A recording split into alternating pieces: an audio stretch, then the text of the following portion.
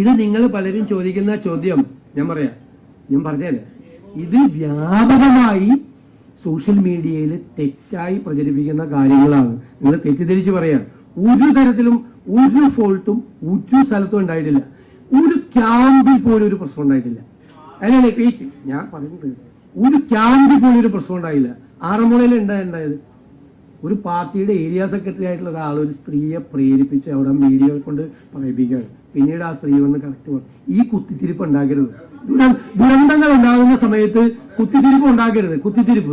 ദുരന്തങ്ങൾ ഉണ്ടാവുമ്പോ അത് അറിയില്ല. അവര് പറഞ്ഞല്ലോ, അവര് വന്ന് രണ്ടാമത് പറഞ്ഞല്ലോ. നിങ്ങൾ ഒരാൾ സംസാരിക്കും, പ്ലീസ്, ഒരാൾ സംസാരിക്കും. രാവിലെ മുതൽ എല്ലാ ചോദ്യങ്ങളും ചോദിക്കുന്നത്. രാവിലെ മുതൽ 5 മണിക്കാണ് ഈ വിവരം അറിയുന്നത്. 5 മണി തൊട്ട് റവന്യൂ മിനിസ്റ്ററെ ബന്ധപ്പെട്ടു, ചീഫ് സെക്രട്ടറിയെ ബന്ധപ്പെട്ടു, ജില്ലയിലെ ചാർജുള്ള മന്ത്രിമാരെ ബന്ധപ്പെട്ടു, എല്ലാ കളക്ടർമാരെ ബന്ധപ്പെട്ടു, എല്ലാ മന്ത്രിമാരും സ്പോട്ടിലെത്തി, എല്ലാ MLA-മാരെയും ബന്ധപ്പെട്ടു, എല്ലാ കളക്ടർമാരെയും ബന്ധപ്പെട്ടു. നമ്മൾ അങ്ങോട്ട് വരേണ്ട ആവശ്യമുണ്ടോ എന്ന് അവരോട് ചോദിച്ചു. വരേണ്ട ആവശ്യമില്ല എന്ന് പറഞ്ഞു. നമ്മൾ എടുത്ത പ്രോഗ്രാമിന് പോയി. ഞാൻ ഭക്ഷണം കഴിച്ചു കഴിഞ്ഞപ്പോൾ എനിക്കറിയില്ലായിരുന്നു 2018-ലും 2019-ലും ദുരന്തം ഉണ്ടായിരുന്നപ്പോൾ അന്നത്തെ മുഖ്യമന്ത്രി നിരാഹാരമാണ് ഇരുന്നെന്ന് എനിക്ക് അറിയില്ലായിരുന്നു. ഞാനൊന്ന് ഭക്ഷണം കഴിച്ചു പോയി. നിങ്ങൾ എത്ര അപവാദ പ്രചരണമാണ് നടക്കുന്നത്. ഞാൻ 3 മണിക്കാണ് ഞാൻ മലപ്പുറത്ത് എത്തുന്നത്, പൊന്നാനിയിലെത്തുന്നത്, സി ഹരിദാസ് സാറിന്റെ വീട്ടിൽ. ഞാൻ അപ്പുറത്തെ വീട്ടിൽ എനിക്ക് ഭക്ഷണം അറേഞ്ച് ചെയ്തിട്ടുണ്ടായിരുന്നു, എൻ്റെ ഒരു ഫ്രണ്ടിന്റെ വീട്ടിൽ. ഞാൻ ഭക്ഷണം കഴിക്കാൻ പാടില്ലേ? 3 മണിക്കാണ് ഞാൻ ഭക്ഷണം കഴിക്കുന്നത്. എന്ത് തെറ്റാണ്, എന്തൊരു അപവാദ പ്രചരണം, എന്തൊരു ഹീനമായ അപവാദ പ്രചരണമാണ് നടക്കുന്നത്. ഭക്ഷണം കഴിക്കുന്നത് അല്ലല്ല പിന്നെന്താ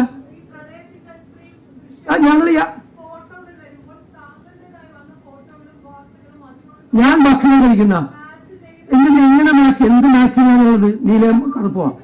നിങ്ങളുടെ ഒരു ഭക്ഷണം കഴിക്കുന്നത് ഫോട്ടോ എടുത്ത് പുറത്തു കൊടുത്തതിന് നിങ്ങൾ എന്താ ഔചിത്യാണ് നിങ്ങളുടെ ചോദ്യത്തിൽ? അല്ലത് ഭക്ഷണം കഴിച്ച് തെറ്റുപറ്റിപ്പോയി, ഇനി പോലെ ഭക്ഷണം കഴിക്കാതിരിക്കും. എന്തൊരു മര്യാദകേടാണ്. എത്ര ഹീനമായിട്ടുള്ള പ്രചരണമാണ്. ഒരു സ്ഥലത്ത് ഭക്ഷണം കഴിക്കുന്നത്, ഒരു സ്ഥലത്ത് വെള്ളം എടുക്കുന്നു. ഒരു ചോദ്യത്തിന് മറുപടി പറ. ഇതിനൊന്നും മറുപടി പറ. എന്താ ഔചിത്യക്കുറവാണ് ഭക്ഷണം കഴിച്ചതിന്? ഭക്ഷണം കഴിക്കാൻ പാടില്ലേ? നിങ്ങൾക്ക് വേറെ എന്തോ ദുരുദ്ദേശമുണ്ട്. നിങ്ങൾ ചോദിക്കുന്നതിൽ ഞാൻ ഭക്ഷണം കഴിച്ചു പോയി, ക്ഷമിക്കണം.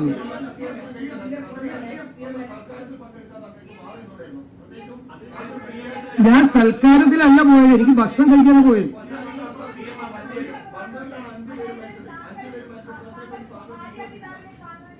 അല്ല, ഇത് കഴിയട്ടെ എന്റെ വിഷമം തീർക്കട്ടെ. നിങ്ങൾ ഈ കാര്യം അറിയിക്കണം. അല്ലല്ല, എല്ലാവരും ചോദിച്ചു. ഞാൻ ഗുരുതരമായൊരു തെറ്റ് ചെയ്തു. അന്ന് വെള്ളപ്പൊക്കം ഉണ്ടായ ദിവസം ഞാൻ ഭക്ഷണം കഴിച്ചു. 3 മണിക്ക് ഭക്ഷണം കഴിച്ചു. അതാണ് ഞാൻ സംസാരിക്കുന്നതിനിടയിൽ പറയരുത്. ഞാൻ സംസാരിക്കുന്നതിനിടയിൽ ബഹളം ഉണ്ടാക്കി. 3 മണിക്ക് ഞാൻ ഭക്ഷണം. കേരളത്തിലെ ജനങ്ങളെ വിലയിരുത്തട്ടെ. പിന്നെ നിങ്ങൾക്ക് അറിയാലോ, മലബാറിലെ ഭക്ഷണം കാപ്പി കുടിക്കാൻ പോയാലുള്ള സ്ഥിതി. മലബാറിൽ ഏതെങ്കിലും വീട്ടിലൊരു കാപ്പി കുടി, അവര് ഈ വെള്ളപ്പൊക്കം എന്ന് പറഞ്ഞിട്ടല്ല, ഞാനൊന്ന് വരുമെന്ന് പറഞ്ഞു, ഞാനൊന്ന് ഹരിദാസേട്ടന്റെ വീട്ടിൽ പോകുമെന്ന് പറഞ്ഞു. അപ്പൊ അടുത്ത വീട്ടിൽ ഭക്ഷണം കഴിക്കണമെന്ന് പറഞ്ഞു. അവര് ആ വീട്ടുകാർ മുഴുവൻ ഭക്ഷണം കഴിക്കാതെ 3 മണി വരെ എന്നെ കാത്തിരിക്കുക. ഞാൻ 3 മണിക്കാണ് എത്തിയത്. ഇതിന്റെ താമസവും കാര്യങ്ങളും ഓൺ ദ വേയിൽ മുഴുവൻ എല്ലാവരുമായിട്ട് ബന്ധപ്പെട്ടുകൊണ്ട് കംപ്ലീറ്റ് ഇരിക്കുകയാണ്. പിന്നീട് മലബാറിലായിരിക്കും പ്രശ്നം എന്ന് പറഞ്ഞു. മലബാറിലെ കളക്ടർമാരെ മുഴുവൻ എല്ലാ ഉദ്യോഗസ്ഥന്മാരെ ബന്ധപ്പെട്ടുകൊണ്ടിരിക്കും. നിങ്ങൾക്കൊന്നും പറയാനില്ലാത്തത് കൊണ്ട് നിങ്ങൾ ഈ ഒരാൾ മുഖ്യമന്ത്രിക്ക് ഭക്ഷണം കഴിക്കാൻ പാടില്ല എന്ന് എനിക്ക് ഇപ്പോഴാണ് മനസ്സിലായത്. അത് കഴിഞ്ഞാൽ മറ്റൊരു കഴിഞ്ഞില്ല. നിങ്ങൾ ആദ്യം അല്ലല്ല നിക്ക് നിങ്ങളൊന്ന് അല്ലെങ്കിൽ അങ്ങ് ദേശാഭിമാനി എന്ന് വന്നിട്ട് ആദ്യം മുതൽ അവസാനം വരെ ഇങ്ങനെ ചോദിച്ചുകൊണ്ടിരിക്കുകയാണ്. ഇനിയില്ല, അങ്ങേക്ക് മറുപടിയില്ല, വേറെ ആരെങ്കിലും ചോദിക്കും. ആര്? പ്രതിപക്ഷ നേതാവ് അത് പറയുമല്ലോ. പ്രതിപക്ഷ നേതാവ് എന്ത് അനാസ്ഥയാണ് ഉണ്ടായിരിക്കുന്നത്. എവിടെയെങ്കിലും ഏതെങ്കിലും ഒരു ക്യാമ്പിലോ ഒരു റെസ്ക്യൂ ഓപ്പറേഷനിലോ എവിടെയെങ്കിലും എന്ത് വീഴ്ച ഉണ്ടായിരുന്നല്ലോ? അവിടെ ഏരിയ സെക്രട്ടറിയെ കൊണ്ട് സ്വന്തം പേര് പൊക്കി പറയിപ്പിക്കാൻ വേണ്ടി നടത്തിയ ശ്രമം ഞങ്ങൾ നടത്തിയിട്ടില്ല. ഞങ്ങളൊക്കെ ഇതിനേക്കാൾ വലിയ ഫ്ലഡ് കണ്ടവരാ. കേരളത്തിലെ ഏറ്റവും വലിയ ഫ്ലഡ് കണ്ടവനാ ഞാൻ. 75,000 പേരെ ക്യാമ്പിൽ എന്റെ നിയോജകമണ്ഡലത്തിലും അത്രയും പേര് നിയോജകമണ്ഡലത്തിന് പുറത്ത് ക്യാമ്പിൽ താമസിപ്പിച്ച ആളാണ്. ആദ്യത്തെ 3 ദിവസം ഒരു മണി അരി പോലും വരാതെ എറണാകുളത്തെയും കൊടുങ്ങല്ലൂരിലെയും മാർക്കറ്റിൽ നിന്ന് കടം മേടിച്ച് സാധനങ്ങൾ കൊടുത്ത ആളായാണ്. എന്നെ അദ്ദേഹം എന്നിട്ട് എന്താ പറഞ്ഞത്? ഇനി ഒരു കാര്യം, പ്രതിപക്ഷ നേതാവിന്റെ അന്നത്തെ പത്രസമ്മേളനത്തിൽ എന്തൊക്കെയായിരുന്നു? ഇതല്ലല്ലോ PM ശ്രീ പുനർജനി വേറെ കാര്യമൊക്കെയല്ല അദ്ദേഹം പറഞ്ഞത്. ഏത് ഈ ഓപ്പറേഷൻ നടക്കുന്ന സമയത്ത് ഞാൻ ഭക്ഷണം കഴിക്കുന്നതാണ് എന്റെ തെറ്റ്. അദ്ദേഹം ഇവിടെ വന്നിരുന്ന് പത്രസമ്മേളനത്തിൽ വന്നിരുന്ന് രാഷ്ട്രീയ ആരോപണങ്ങൾ ഉന്നയിക്കുകയായിരുന്നു അന്നത്തെ ദിവസം. അന്ന് നിങ്ങളാരും ഇത് ചോദിച്ചില്ല. ഈ വെള്ളപ്പൊക്കം നടക്കുമ്പോഴാണോ നിങ്ങൾ രാഷ്ട്രീയ ആരോപണങ്ങൾ ഉന്നയിക്കുന്നതെന്ന് പിണറായി വിജയനോട് നിങ്ങളാരും ചോദിച്ചില്ല. രാഷ്ട്രീയ ആരോപണങ്ങൾ ഉന്നയിക്കുകയായിരുന്നു അന്ന്. PMCയെ പറ്റിയും പുനർജനി പദ്ധതിയെ പറ്റിയുള്ള രാഷ്ട്രീയ ആരോപണങ്ങൾ. ഈ റെസ്ക്യൂ ഓപ്പറേഷൻ ഞാൻ ഭക്ഷണം കഴിച്ചു, എന്റെ തെറ്റ്. അദ്ദേഹം രാഷ്ട്രീയ ആരോപണങ്ങൾ ഉന്നയിക്കുകയായിരുന്നു. എന്താണ് പരാതി? ഏത് പരാതിയാണുള്ളത്? എല്ലാ കാര്യങ്ങളും ചെയ്തിട്ടുണ്ട്. എല്ലാ ക്യാമ്പുകളെല്ലാം റെഡിയാണ്. ക്യാമ്പുകളെല്ലാം, അതായത് ഞാൻ പറഞ്ഞുതരാം, പ്രീ മൺസൂൺ യോഗം ചേർന്ന് ജില്ലാ കളക്ടർമാരുടെ യോഗം ചേർന്ന് എല്ലാ സ്ഥലത്തും ക്യാമ്പുകൾ റെഡിയാക്കാൻ പറഞ്ഞിട്ടുണ്ട്. അതുകൂടാതെ ഞാനിപ്പോൾ പറഞ്ഞല്ലോ 30-ാം തീയതിയും 1-ാം തീയതിയും യോഗം ചേർന്നു. 30-ാം തീയതി ദുരന്ത നിവാരണ സഭക്ക് ഒന്നുകൂടി എല്ലാ പ്രിപ്പറേഷനും എടുത്ത് എല്ലാ സ്ഥലത്തും ക്യാമ്പുകൾ റെഡിയായിരുന്നു. ക്യാമ്പുകൾക്കൊന്നും ഒരു പ്രശ്നം ഉണ്ടായില്ല. പക്ഷെ എവിടെയാണ് മഴ പെയ്യുന്നത്, എവിടെയാണ് അതിതീവ്ര മഴ പെയ്യുന്നത് എന്ന് മുൻകൂട്ടി അറിയാനുള്ള സമയമാണ്. അതിനുള്ള സമയമില്ല. ആ അറിയിപ്പാണ്, മെസ്സേജ് മാത്രമാണ് പോകുന്നത്. അല്ല, ഇത് നമുക്ക് ഇപ്പോൾ ഉള്ള എന്ന് വെച്ച് കഴിഞ്ഞാൽ കാലാവസ്ഥാ പ്രവചനത്തിൽ ഇതാണ് കിട്ടിയിരിക്കുന്നത്. IMDയുടെ ഇതാണ് രാത്രി അർദ്ധരാത്രി വൈകുന്നത് വരെ കിട്ടിയിരിക്കുന്നത്. കിട്ടിക്കഴിഞ്ഞാൽ അപ്പം തന്നെ എല്ലാ സ്ഥലങ്ങളിലും റെഡിയാണ്. ജില്ലാ കളക്ടർമാർ, ഡിസാസ്റ്റർ മാനേജ്മെന്റ് അതോറിറ്റിയുടെ ചെയർമാൻമാർ ഉൾപ്പെടെ എല്ലാ സ്ഥലങ്ങളിലും റിലീഫ് ക്യാമ്പുകളും ബാക്കി കാര്യങ്ങളും ചെയ്യാൻ പറ്റും. ഇതിന്റെ അകത്ത് പ്രശ്നം എന്ന് വെച്ച് കഴിഞ്ഞാൽ അതിതീവ്ര മഴ എവിടെയാണ് പെയ്യുന്നത് അറിഞ്ഞാലേ മാത്രമുള്ളൂ അവിടെ നിന്ന് ഇവാക്യുവേഷൻ നടക്കുകയുള്ളൂ. അതിതീവ്ര മഴയുടെയും ക്ലൗഡ് ബേസിന്റെയും ഏറ്റവും പ്രധാനപ്പെട്ട പ്രശ്നം ഇവാക്യുവേഷൻ ഉള്ള സമയം ഉണ്ടാവില്ല.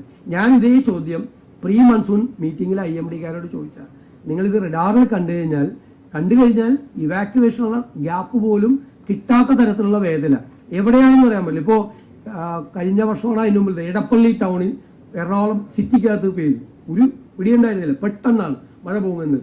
ഇത് ഈ പ്രത്യേകിച്ചുള്ള ടെറൈൻ അല്ലേ, പത്തനംതിട്ടയിലേക്കുള്ള വളരെ സെൻസിറ്റീവ് ആയിട്ടുള്ള ടെറൈനുള്ള സ്ഥലത്ത് അതിതീവ്ര മഴ ഉണ്ടാകുമ്പോഴാണ് ലാൻഡ് സ്ലൈഡും ഉണ്ടാകുന്നു. ധാരാളം ലാൻഡ് സ്ലിപ്പുകൾ ഉണ്ടായി. ഇപ്പൊ വീടൊക്കെ നിർമ്മിക്കാൻ വേണ്ടിയിട്ട് ഉണ്ടാക്കിയിരിക്കുന്ന ലാൻഡ് സ്ലിപ്പുകളെല്ലാം ഞാൻ പറയട്ടെ, IMDക്ക് പോലും ഉള്ള പരിമിതിയാണ് ഞാൻ നേരത്തെ പറഞ്ഞത്.